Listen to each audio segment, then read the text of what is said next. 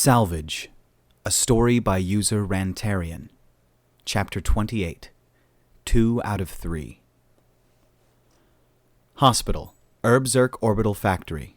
God fucking damn it! Jen raged, smashing her fist against the wall until it hurt. She seethed in fury, cursing at the pain before repeating the process, all the while fully aware of how the Corti doctor and the other aliens kept their distance. She was pissed off. Beyond pissed off. She was boldly exploring new lands in being pissed off. She was angrier than she had ever been in her entire life, and she didn't have the first idea of how to properly express it. She'd tried crying uncontrollably, and that hadn't fucking worked either. "None of you fuckers better know where he is, and are keeping it a secret," she snarled at the terrified onlookers.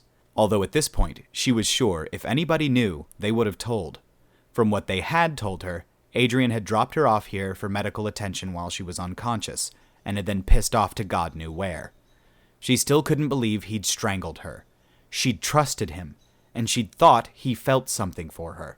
What kind of fucked up person strangles someone they like? It was time for another bout of uncontrollable sobbing. The situation was just a horrific mess that even Karr and Cheer, normally on Adrian's side no matter the situation, had empathized with her on this one. Empathy was another thing you couldn't expect from a broken human being. She made a mental note to go over every situation where he'd seemed even the least bit empathetic, starting from when he'd first rescued her from the blue encounter. "Trix!" she called out, looking around for the Ruaher girl, until she saw the bat-like form hiding awkwardly in the crowd. "Trix, please come here. I promise I won't hurt you." Karr hesitated, and that managed to make Jen feel worse, like she was some kind of monster. "Please," she beckoned. Again, more gently. That seemed to have been enough because Karr made her way over, albeit warily, and stood just out of thrashing distance.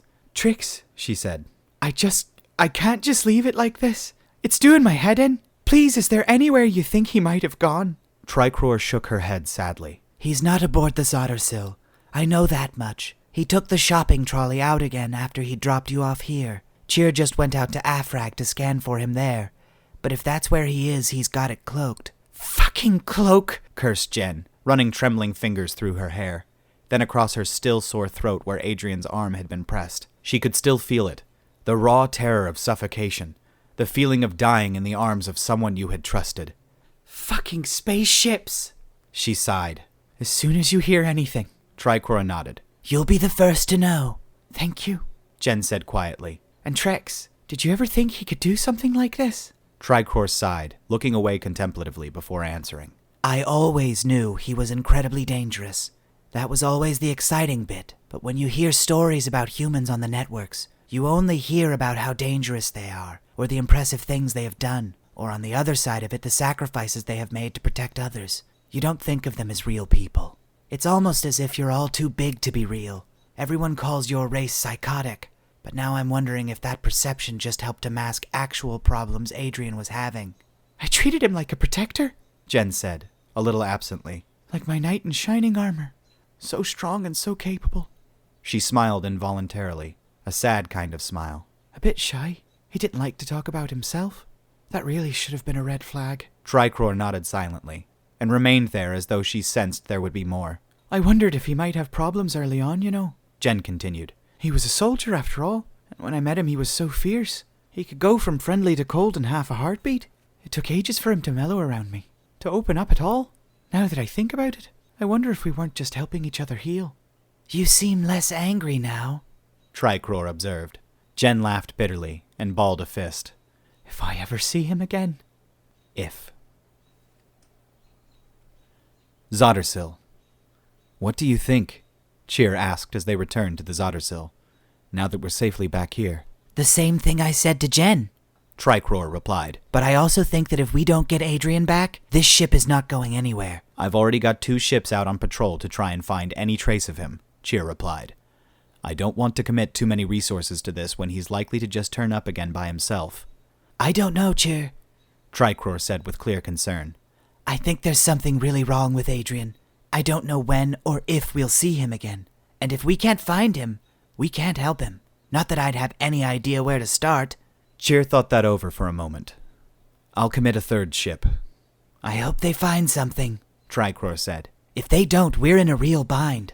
How are your weapons coming along, by the way? Cheer asked, changing the subject. The explosives are okay? They're fine, thank you, Tricor told him. Although I am now well underway with the process to become my own mining company. Hooray! Then the weapons? Are currently being built by some people I trust not to screw up, Tricor told him. The Zadar Sil will be fully armed in a few short days.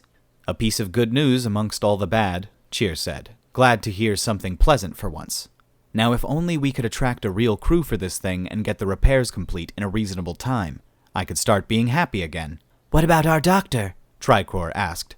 It's not every day you meet a Courtai who admits to working for the Directorate before demanding a place on your crew. He did well enough, Cheer admitted. I even let him explain his reasoning. Oh? Tricor asked, overflowing with curiosity. He was intending to speak with Adrian, Cheer said, pausing for long enough to make Tricor wonder if that was the entire reason. He thought that if he revealed his affiliation right away, Adrian would not be inclined to kill him, and if he did choose to let him on board, would also be aware of what information to avoid sharing in the Doctor's presence.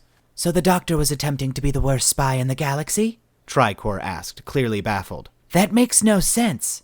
It makes more sense if you understand he had no choice in the matter, Cheer told her. He will be happiest if we keep him out of the loop on anything not relating to medical care. So you think we can trust him? Tricor ventured. Cheer laughed.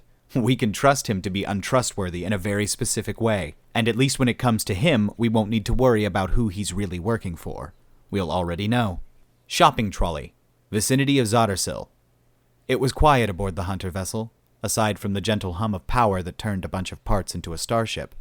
That hum seemed like the breath of life that gave each vessel its character, its own personality. The shopping trolley's hum was ever so slightly more significant on the port side than its starboard, and not for any reason Adrian had been able to ascertain.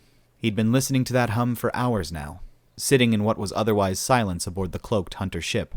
Here he was cursed only with his own company. Here he was able to think. Part of him was starting to think how that gun of his would taste. He caught those thoughts, though, froze them in his mind and set them aside. They were familiar, evil things in a mind built for the unmaking of things, but they only appeared when he'd really fucked something up big. The rest of him, the larger part that was less suicidal than it was homicidal, was considering his next course of action. He had, in effect, just run away from home with no idea what he was doing or where he was going. All he had known was that he hadn't wanted to be around for what happened when Jen woke up. There were conversations that would be had, and he didn't think he was going to improve things by being any kind of part of them. He did have somewhere to go, though. It was clear that he could not just stay here, indefinitely floating around the Zadar Sil in the orbital factory. He had considered going to Afrag, but he knew that if there was any place they'd go looking for him, it was there. They were already looking for him. Why were they already looking for him? They must know that he didn't want to be found right now. Was there a problem? Did they need his help with something? Had something happened to Jen? That last thought troubled him more than all of the rest of them.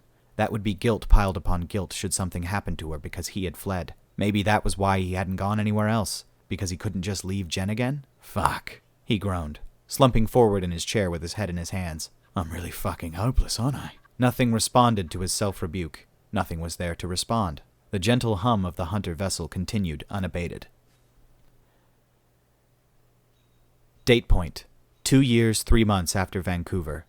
Another ship had been lost in orbit of this cursed world. It had been a mere scout, surveying what might be surveyed of the cursed world and its surrounding star system. It had been expendable, but Alpha of Alphas still seethed in fury as it learned the finer details of what had occurred. A missing hunter vessel, belonging to one of the 5 broken broods, had been detected, and the Alpha of Brood Procui had wisely been cautious in the investigation it had committed. Regardless of its caution, Alpha Procui had not survived the encounter. Instead, it had been shredded with shrapnel, along with all of its most senior brood members. The Procui vessel had been finished by a pair of coil gun bolts that had punched holes in the hull and deprived the rest of much-needed atmosphere. It had been a very capable slaughter. Alpha of Alphas knew. It knew it had been a human. That human. The cursed human.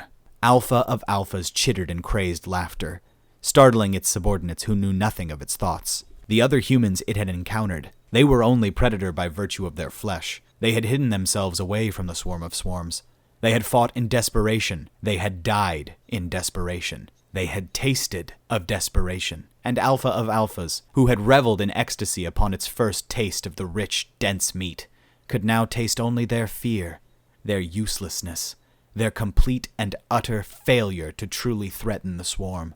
Alpha of Alphas longed to taste the flesh of the cursed human. That one was Predator, in every sense of the word. That one carried death with it on a scale that dwarfed any but the Alpha of Alphas itself.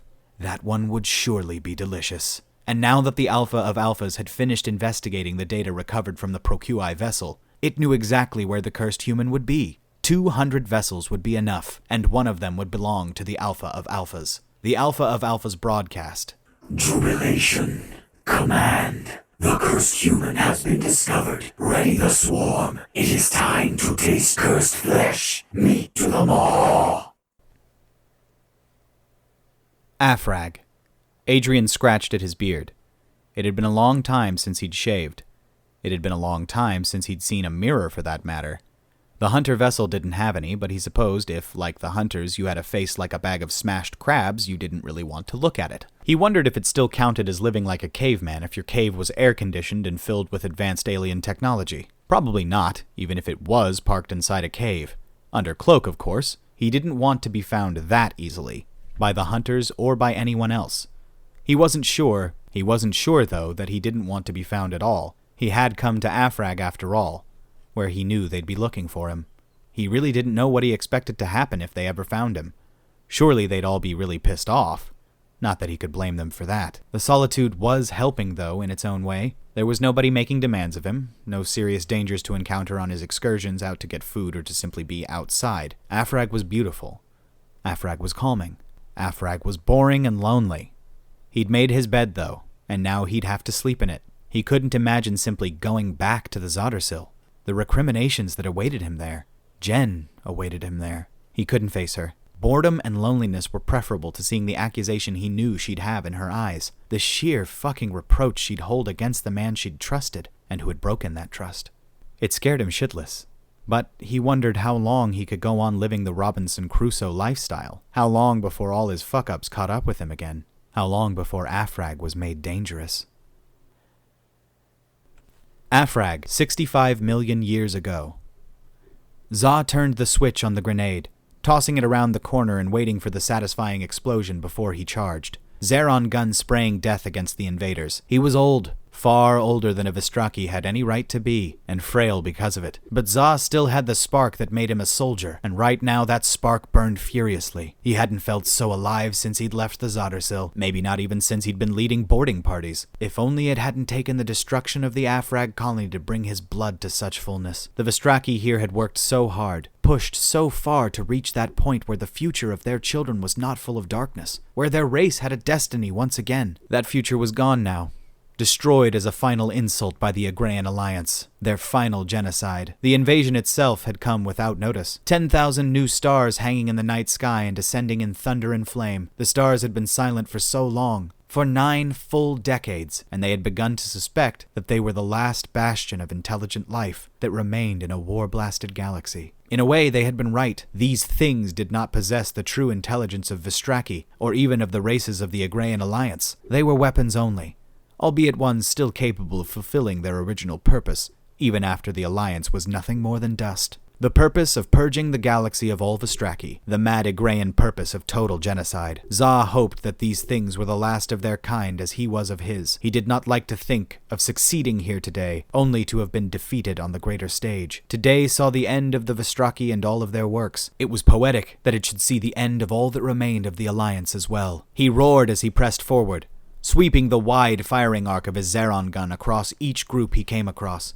The gun was a legacy of his time aboard the Zadar Sil, and on its current setting was a wide arc deck sweeper. Today it was sweeping these kin breeders aside like a damned broom. With 30 of the creatures dead before they could respond, Zhou paused to catch his breath and to admire his handiwork. The Zeron gun was an older model, lacking the cooling bolts built into the newer types that the Zadar Sil had never been provisioned with, and a rest gave the weapon a chance to cool off. A faint plume of plasma lifted from the barrel when he pointed it skyward, a visual effect he had always enjoyed, and would have missed were it gone. Go 3. He grunted as he picked over the other creatures. They were a race of sub-sentient insects that had been enhanced with cybernetics to the point that they were now more than 60% robotic. That left 30 or 40% as weak flesh, and while Zhou was no scientist, he could still tell that the flesh that remained was crucial. He flexed his elderly body as he waited, not wanting to let the joints grow stiff once the rush had left him. "I'm getting too damned old for this," he complained to the gun. "And so are you. Why couldn't these guys have come 30 years ago? What else did they have going on?" He sighed. They had probably been busy building all of those damn ships in orbit. A full army to slaughter a bunch of colonists and a few old soldiers. By now, the others must have fled, and maybe they'd gotten away. He hadn't heard any screams in a while now, but the most likely situation was that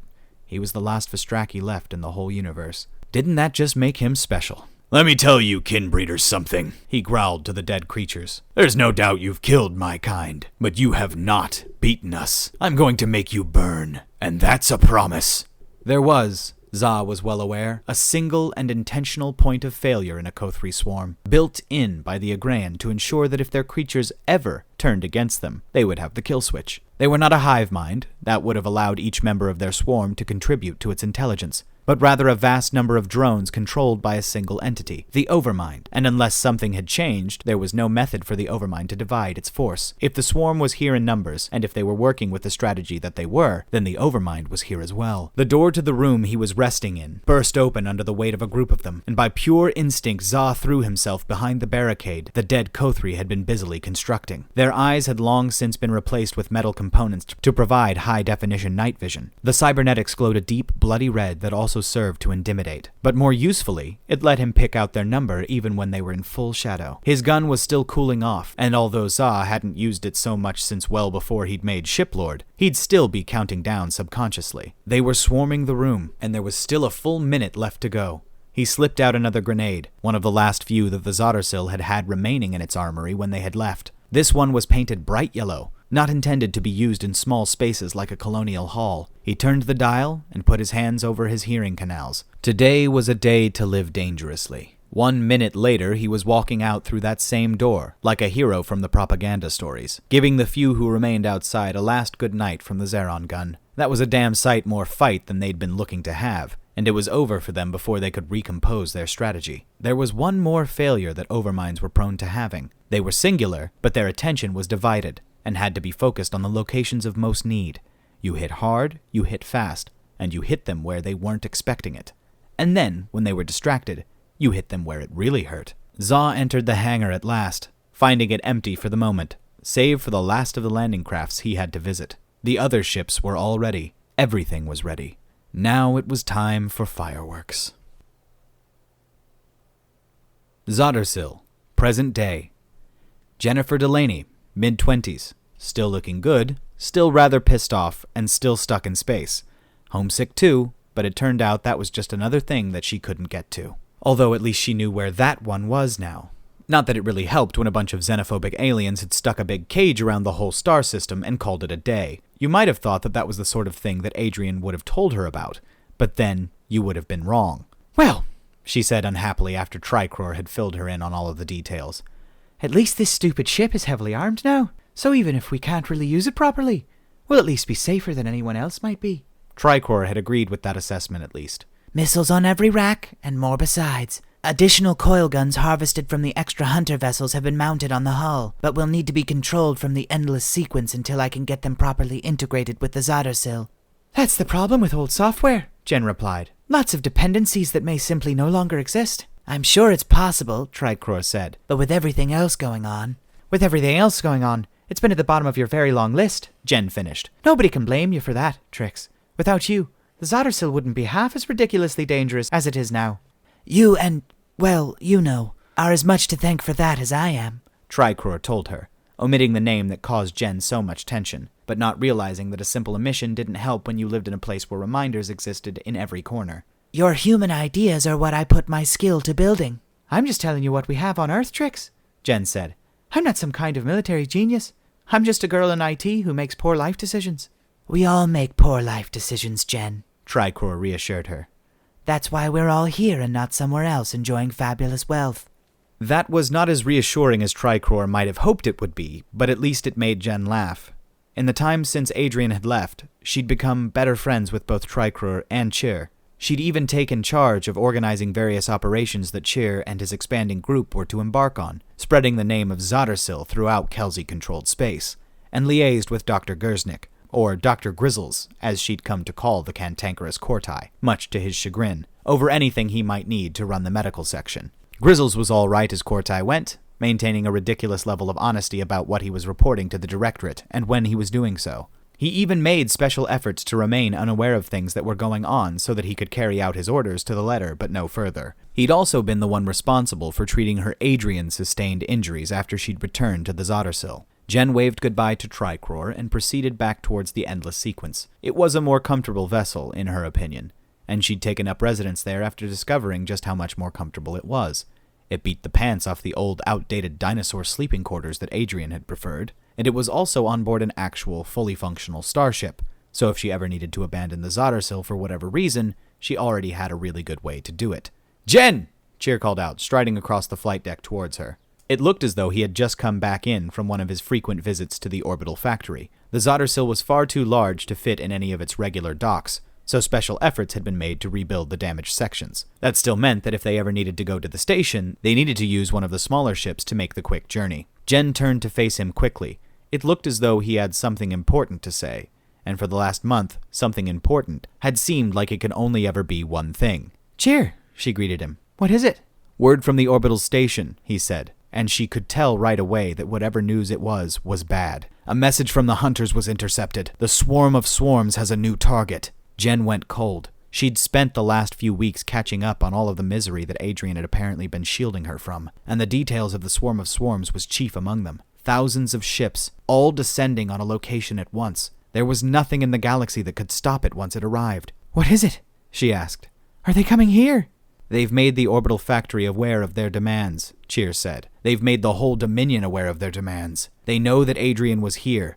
They want the cursed human, or they intend to take the whole of the station with him." "But we don't have any idea where he is," Jen protested, although protesting that to Chir would be of no help. "All these people are going to die because Adrian ran away?" "All of them," Chir said, "including us if we don't get out of here. An evacuation is already being planned, and they want to fill the Zadar Sil with refugees." Jen nodded. "Of course we'll—" "They won't allow you to come with us," Chir interrupted. "They don't want a human anywhere near them when the Great Hunt arrives. They think they're better off leaving you here, Jen." "What do you think, Chir?" Jen asked him, deeply unsettled at the prospect. "What do your men think?" "We will not allow you to be ejected into space, or left for devouring, Jen," Chir replied fiercely. "You should not need to ask such a question. Not ever." "Ach, I don't want to be left behind," Jen said. "But I can't run away with the Zadar Sil and leave so many of those people behind. Not when we could be saving them. How many are there?" "Around 15,000, Chir replied.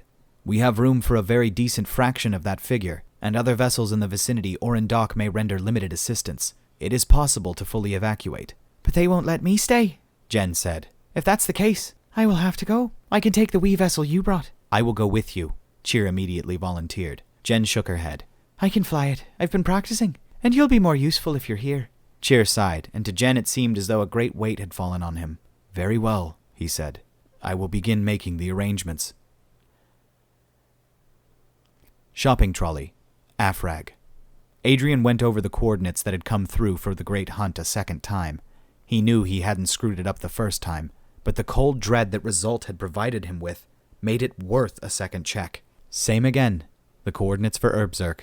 The coordinates for the Zadar Sil. The swarm of swarms was headed for them, and it was headed there for him. But the only human it could possibly find there was Jen. Did they know the swarm was coming? Was there anything they could even do about it if they were? Communities who were holding a human had taken to ejecting them into space rather than risk the ire of the hunters. "No," he said weakly. Then he grew angrier and more determined. "Fuck no." There was no way he could just sit here on his useless ass and wait for that to happen. It didn't matter if it was just one hunter ship or if it was 1,000,000. He would not abandon Jen. And he would not abandon his friends to them. If he had made this mess, then it was his to solve. No matter what that might mean. He began to initiate the startup sequence. It hadn't taken him much time to decide that he was going back. It had hardly been worth a question at all. What he tried to figure out as he prepped for launch was how the fuck he was going to survive this one. Objective 1. Stop or divert the swarm. Objective 2. Make sure Jen and the guys survive. Objective 3, stay alive. The basic outline may have given his own life third place, but it was only marginally surprising to him that he'd still mentally added it. Despite everything, he wanted to live, to get away and thumb his nose at the hunters one more time. "That's going to take one serious fucking magic plan," he said, sealing the airlock. He engaged engines and began the process of guiding the ship from the cave that had housed it. "Hope I've got enough time to come up with it." All right, guys, that's going to be it for today. Thank you so much for taking time out of your busy schedules to spend some time with me. Get ready for tomorrow. It's going to be a crazy story. I will see you then. This is Ren's wife. If you didn't know, it's been me the whole time doing these stories. Have a great day. It's true. I just do the sign-offs at the end. She's just very talented.